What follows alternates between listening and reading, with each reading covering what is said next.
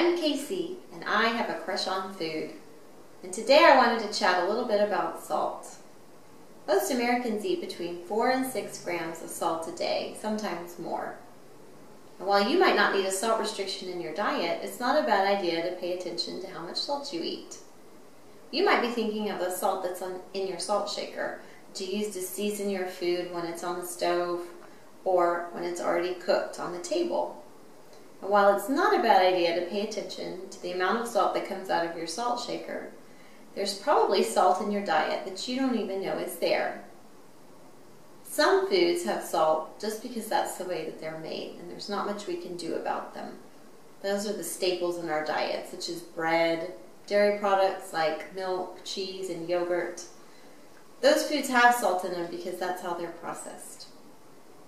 But what about heavily processed foods like processed meats, foods that come in a box, frozen dinners?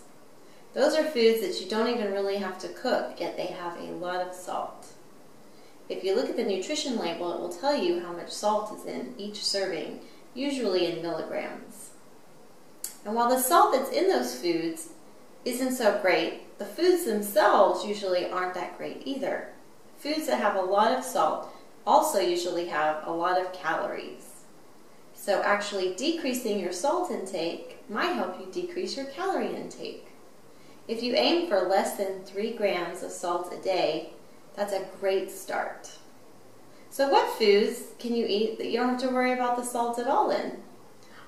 Fresh fruits, fresh vegetables, and a lot of raw meats that you cook at home yourself do not have salt unless you add them to them.